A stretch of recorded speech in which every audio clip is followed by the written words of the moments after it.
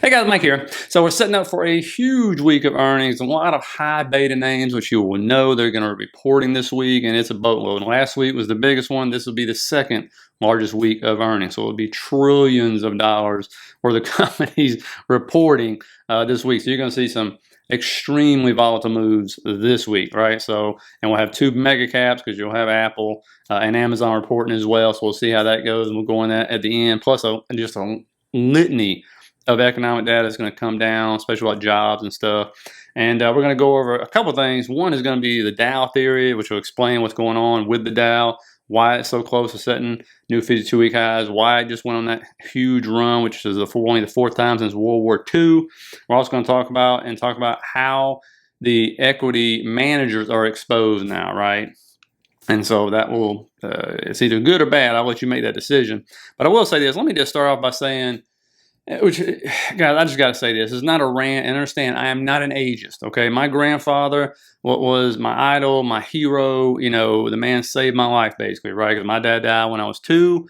That was his son. He stepped in through my whole life when we were really poor. So when my mom couldn't afford me, she'd ship me off to my grandfather's, and my grandpa and grandma would take me in graciously. My grandfather took care of my uncle, who was paralyzed at 19 for like 40 years, okay? You try lifting a 6'5", 225-pound man for 40 years of your life, getting up at 2:30 every morning to roll him. The man was a quadriplegic. He never had one bed sore in 40 years. Ask anybody in the medical field how hard that is, okay? But that's just the kind of man he was. 82nd Airborne, World War II, 3 Purple Hearts, Silver Star, 2 Bronze Stars. We didn't even know it until he passed away that he was that highly decorated, because that's the kind of man he was, okay? And so he, walked the talk, talked the walk, whatever it's called. But he showed me what it was to be a man, a father, husband. And so, understand, it has nothing to do with me being an ageist. But guys, we got to do something in Washington here. This is crazy. I'm going to show you 2 clips of something that happened this week. One was yesterday.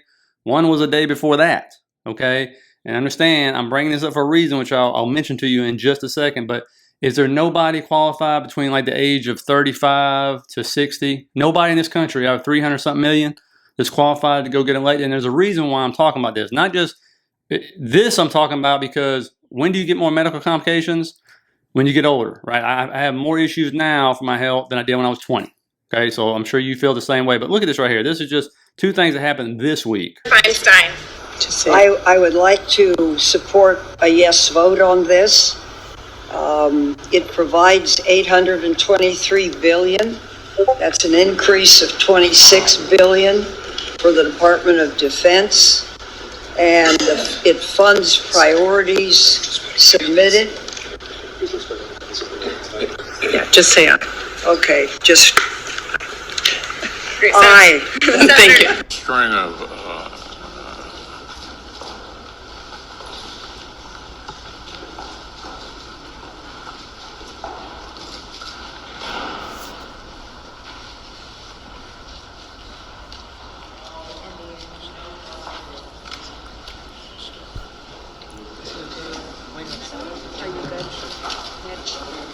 Okay, Mitch. Anything else you want to say, or should we just go back to it? Do you want to say anything else to the press? And just to bring my point up, look at this, guys. Percentage of Congress over the age of 70. Look at that. That was like a meme stock chart. In 2000, I don't know what happened. We were at 5%, and then for the next 23 years, now we're almost 25%. 1/4 of Congress is over 70. Look back in the day, though. Look at this in the 90s, 1920, 1940, 1960. Got up at 10%, fell off a cliff to 1980 at 5%, and then it just ramped in 2000 for whatever reason, man. All of a sudden they started getting in, and you couldn't get them out, right? And I bring this up because, one, look at the age of our president, look at the age of the last president, look at Nancy Pelosi, who was the head of the House. Mitch McConnell was the head of the Senate. Now he's the minority leader, for God's sakes. He's 80, I think he's 82. Feinstein is 90, okay? But understand, we are so lazy as electors that there was a guy, I think it's Strom Thurmond, maybe, don't kill me if I'm wrong on this, but I think he got reelected to be a senator at like 96 or something like that. Really? Is there nobody in that state between the age of 35 and 65 that's qualified? Come on, man. We're so lazy. You're going to go, oh, I know that guy. Click. But there's 2 reasons for this. Not just, one, I don't want these people passing away in office, but here's the kicker. Who's running that? You just heard those 2 things. Who do you think's running that office? Mitch McConnell has already fallen, got a concussion, broke his ribs. There's reports, I've seen videos of his staff helping him walk around the Congress halls and stuff. I mean, guys, who's running it? The aides are running it. We don't like the aides. We don't know who they are, right? You see this. I mean, it's sad. But also the other thing is, I don't care what age they are. We can't let these people stay up there for 25 and 30 years. That's not what it was meant to be. Why can we not do that? Because of the power these people hold. Mitch McConnell, Nancy Pelosi, they squash these new politicians like bugs, people. They go up there, want to do the right thing, and these people are, hey, you're going to get in line. Let me tell you how powerful Mitch McConnell was at one point in time. And for those Trump fans, you either know what I'm talking about or don't know what I'm talking about. But you notice when he ran, what'd he say? I'm going to drain the swamp. There'll be no lobbyists. There's going to be term limits, all this stuff, right? He was talking a big game. Well, why? Well, all of a sudden, when he stepped foot in that White House, nope, didn't hear anything about lobbyists. Term limits went out the window. All that stuff about draining the swamp went out the window. Here's why. Well, Mitch McConnell, when we first met him, I mean, he said, I think in one of the first meetings in Trump Tower with the president, as we're wrapping up, he basically says, I don't want to hear any more of this drain the swamp talk. Flat out. He goes, a guy up on Capitol Hill can't buy a Coke unless it's got to be reported. He says, I can't hire any smart people because everybody's all over them for reporting requirements and the pay, et cetera, in the scrutiny. You know, you got to back off that. The drain the swamp thing was Mitch McConnell was day one. Did not want to go there, wanted us to back off. And that's what power does for you. That guy can go up there and tell the incoming president, if you do this, and what he said was, I watched the whole thing, multiple interviews about this, he will not get legislation passed for him. He wouldn't back him if he didn't get rid of that crap. Oh, look at that. You know, so that's how powerful they are. And so you can't allow that. That's why they don't leave. They're all multiple millionaires, for God's sakes. I mean, rich as can be. But it's the power that they wield and to get people in line and stuff. We can't have that, man. Something's got to change. Something's got to change. But people, come on, man. I mean, I'm not running for office, but maybe one of you guys will. Maybe you know, I put this out there because maybe you can, you know, help somebody run for office. Maybe you can run for office. But and again, it's not just politicians. When companies, like, you got to get younger blood in there, right? Because why? Trends change, time change. You know, everything changes in a society, and you need fresh people in there with fresh ideas, right? Or to come behind people already up there who run amok and try to fix it, right? Because they're so embedded in. And so, you know, God, I hope we do something. I mean, come on, man. And again, I'm not making fun of those people. Let me make sure that I feel bad for them. I hope they're medically okay and all that good stuff. But come on, they're not running the show up there. Give me a break. That's ridiculous, okay? So anyway, that's my rant on that one. You know, I'm sure I'll take some hate in the comments for that one, but that's just frustrating. But anyway, here's another thing. I talked about this last year when this is going to start happening. Talking about federal government. Look at the interest payments now, buddy. We are about to hit $1 trillion on these interest payments. Look at that. I mean, we were doing okay, and all of a sudden, look at that meme stock chart. Boom. That's when we started raising rates. Look where it's at now. So we will hit $1 trillion before the year is out, just on interest payments.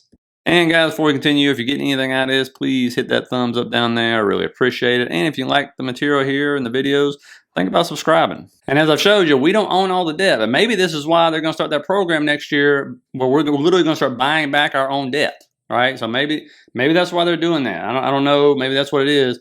But again, I know people think the debt's, you know, it can just keep going up, and there's no repercussions. And that's the most ridiculous thing I've ever heard of, by the way. But, you know, it's, hey, you know, and again, I don't know when the limit is. Maybe it's 100 trillion. I don't know. But again, if I asked you 20 years ago, we'd be where we're at today. 99% of you said there's no way, right? But we're here, right? And as long as we keep churning GDP and doing this and doing that, we'll keep going. But there will come a point, and you know as well as I do, where there's a cap on everything.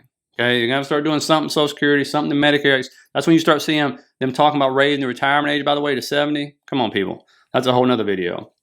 Now, going back to the market, you can see right here. Here's one thing that keeps pushing up the market. Active managers' equity exposure when it comes to S&P 500. They are now over 100% because they're using leverage. Okay, I think the last time I talked about this, they were maybe 90%. And so, again, as they keep getting more exposure, that's big money coming in, rolling in. Now they're starting to use leverage. I've showed you where, as far as we are with margin, it's gone way up.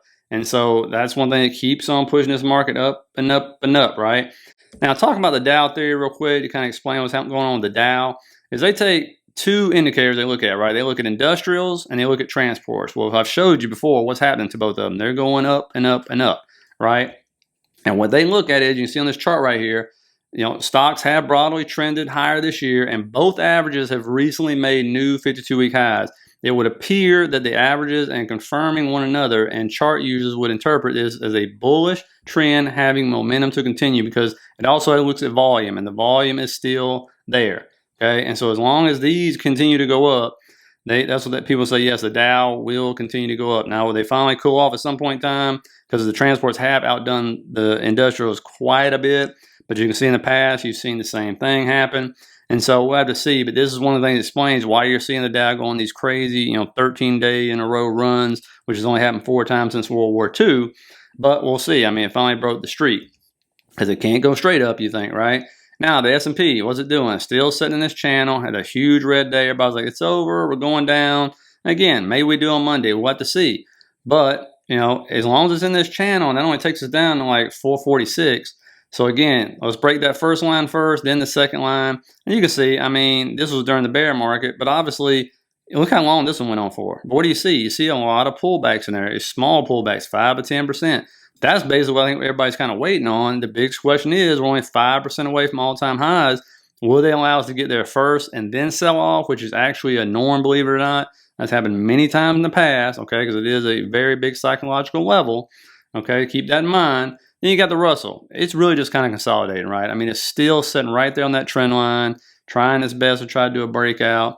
One thing it's good at is filling in its gaps as it goes, and you can see it gapped up today, so we'll have to see if it does fill that gap. Looking at the bigger time frames, again, it's getting above this trend line. It's getting the 208, 209 area. Finally breaking that would be nice. But if we come back down, we got to get through 202 first. Okay, so just keep that in mind. 202, then 208, 210-ish. All right. And if you look, you can see it's been outperforming the SPY, obviously starting in July. Got another bounce off that line we talked about from those extreme levels. Right now it's trading sideways, which means it's holding its own with the SPY. If the SPY catches a bid on oil and banks continue to catch a bid, I think the SPY will absolutely start to outperform it, but we'll have to see on that. Now, looking at the Qs, what do we got going on the Qs? It hit off that trend line yesterday that I talked about. It got saved, right? Here it is, sitting in that 381, 382 area. And so, again, 385, 386, that's where we got to get through to start marching to all-time highs again. I know it's crazy. Trust me. Somebody said in the comments, I think it's insane we're talking about all-time highs. Yeah, especially with the graveyard of gaps we're leaving behind, but but that's the kind of market we're in. You get these insane rallies when you start having a bubble start to pump up in the middle of the insane rally. Then yes, that can happen. That being the AI bubble, right? And so if those earnings keep coming out, especially the AI stocks, and they keep going, the market can keep going. Now, if they don't hit those, areas they said they're going to hit and everything, then yeah, you're talking about some major sell-off. But again, here, what are we, 5%? Again, 5%. So I think all of them are almost 5% away from all-time highs, which is nothing, because, I mean, we moved up 2% today, right? Just think about that. Apple, again, gaps up here, shockingly. Got on that volume node, right down that trend line. It was saved. I can't believe big money came in and pushed it up. You still got the negative RSI divergence going on, but it reports earnings this week, right? When you pan out, I mean, I've never seen Apple move like this before. None of us have. I mean, look at that channel. And look at that graveyard of gaps. I got to add another gap, actually, now that I think about it. And so, again, there we are. Amazon, they report this week as well, is approaching a huge fly area up here. So we'll have to see if it can get through there around the 135 area. But this one's been moving. Again, earnings comes out. This one's going to be interesting because Microsoft, these other cloud type companies are worried about AWS, what it's going to say as far as growth. We'll have to see. Obviously, they depend on the consumer a whole lot for us to be buying on their website. We'll see if that's slowed down or projected to go higher. This one has a high multiple on it compared to like a Meta and stuff. And I'm just going to add this in because it's kind of moving like Apple now. I mean, it's just in this channel, just kind of grinding its way up slowly but surely, right? And so, again, we'll have to see if we can get past the 135 area. And this is what I'm talking about with earnings, man. I mean, it's just loaded with the high beta stuff, right? You're going to have SoFi, on Semi coming up there on Monday, a boatload of others beneath there. You're going to look at those. Tuesday, we're going to end up with Norwegian Cruise Lines, Uber, Pfizer, Caterpillar, Merck, JetBlue. Okay, and then in the afternoon, there's a big boy, AMD, Devon, Starbucks, Pinterest, MicroStrategies, Elf, which has been on a crazy tear, a solar company right here, and Solar Edge, right? Then you're going to have Virgin Galactic, which I forgot existed. There it is. Wednesday, CVS Health, Humana, Cameco, Kraft Heinz. We're getting to learn a lot about us, and if they're still passing on their cost to us. Then the big boys, PayPal, Shopify, Qualcomm, Oxy, Unity. Let me get a breath. Robinhood, Etsy. Oh boy, that was a big one. Then on Thursday, we're going to sit here and have Wayfair, which I talked about, with the members and stuff. Expedia, we still travel, and Moderna, I think I talked about as well. Then the big boys, Amazon and Apple, Coinbase, Block, Airbnb, DraftKings, Cloudflare, Fortnite, Wish. Oh boy. And then Friday, we're going to wrap it up with some really high beta stuff. Fubo, Nikola, and Pfister, if I think that's what that is, which everybody's looking for in a short squeeze. Nikola, Fubo, and Pfister, as a matter of fact. Then we're going to have a boatload of economic data coming out. Monday, you have Chicago PMI, Dallas Fed Manufacturing Index, if anybody wants to pay attention to that. On the 1st, a lot of manufacturing data is coming out. The ISM, the S&P, JOLTS job reports, JOLTS job quits. Everybody loves that one. Dallas Fed Services Index and everything. Then on the 2nd, we're going to come out with a lot of mortgage data. Nobody pays much attention to that, but you will have ADP employment change people will look at. And then on August 3rd, continuous jobless claims, initial jobless claims, non-farm payroll stuff, S&P Global Composite Services, and Manufacturing Index, another ISM, all about the services, which is 70% of our economy. Don't forget that. The 4th will be a big day because you have non-farm payrolls coming out, all about the earnings and everything. And then the unemployment rate. Lord, will it finally tick up from 3.6? That's going to be the big one. And so as you can see, it will be a loaded week. We'll be all over the place in the market for sure, especially these stocks. Remember, these stocks hold hardly any weight except for Apple and Amazon. The rest of them, their weights are like nil, right? And I think you're going to see a lot of, it's going to be some major drops or some major moves up, especially on a lot of these shorted stocks because they are shorted heavily. And some of them have moved up, especially those EV stocks and stuff. SoFi's had a big move. Square's had a big move. All of the non-traditional banks and stuff, right, have had these big moves. And so, it's going to be interesting. Let me know if you're playing any of those and how you think it's going to go next week and stuff.